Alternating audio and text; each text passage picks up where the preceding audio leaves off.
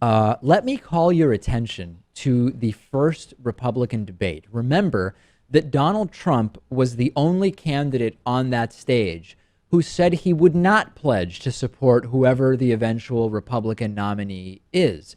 That caused a huge stir, but eventually Trump did sign that pledge. He eventually signed this totally non-legally binding pledge saying he would support the eventual Republican nominee. And now Donald Trump has gone back on that, saying last night at a CNN town hall that he no longer vows to support the Republican nominee if it isn't him. Let's take a look at video of that and listen to audio. More than 6 months ago, you pledged to support the Republican nominee, whoever that may be. A lot has changed since then. It sounded, when I was pressing Senator Cruz on it, sounded like he was saying he'd have a hard time supporting somebody who went after his wife. Honestly, he doesn't have to support me. I'm not asking for support. I want the people's support. Do you continue to pledge whoever the Republican nominee is? No, I don't anymore. Look, you don't? No, we'll see who it is. You won't promise to support the Republican nominee? And he was essentially saying the same thing. Let me just tell you, he doesn't have to support me. I have tremendous support right now from the people. I'm way over 2 million votes more than him.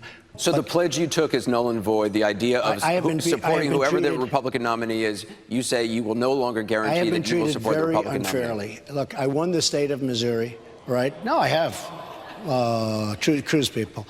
I've been treated very unfairly. I'll give you an example. Unfairly by who? I think by basically the RNC, the Republican Party, the establishment. Trump is not the only Republican saying this. Anderson Cooper mentioned it's not clear that Ted Cruz would support Donald Trump if Trump is the eventual nominee. Governor John Kasich of Ohio was even more explicit, saying if the nominee is someone who is hurting the country and dividing the country, then he's not sure he would support the eventual nominee. This is fantastic, Lewis. I mean, this is that dream scenario where Trump gets close to the nomination but doesn't get it and gets mad and runs as a third-party candidate, pulling votes away more from the Republican nominee than the Democratic nominee.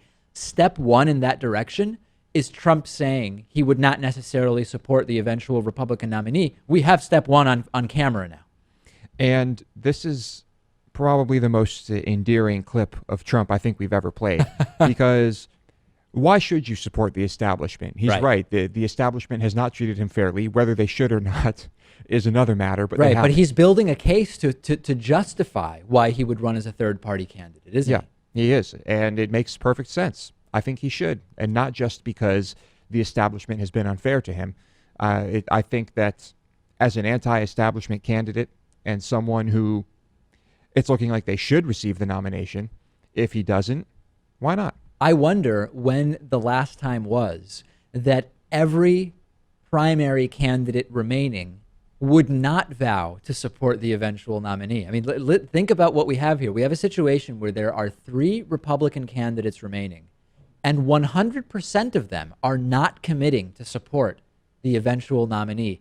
This is huge. I mean, this is part of the chaos in the Republican Party, which I believe will continue.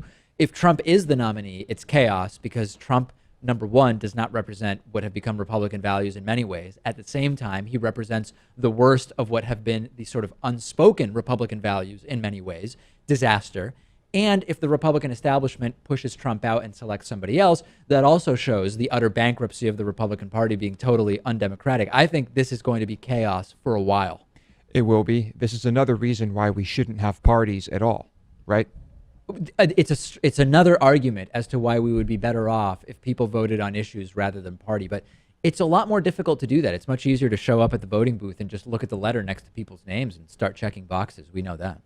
Yeah, and the infrastructure is all there. It's very easy for both the Democrats and Republicans as well. FreshBooks is offering David Pakman Show listeners a 30-day free trial of their service. I'm obviously the host of the David Pakman Show, but I also run the business that is the David Pakman Show, and I want to spend as much time as possible on the show and growing and improving my business. So FreshBooks lets you get paid more quickly. It helps with invoicing. It helps with so many of those business administration tools, and it's for freelancers and small businesses who want to get organized on those issues and really focus on growing the business. So to get your 30-day free trial of FreshBooks and support the David Pakman Show, go to gofreshbooks.com/TDPS. That's gofreshbooks.com/TDPS.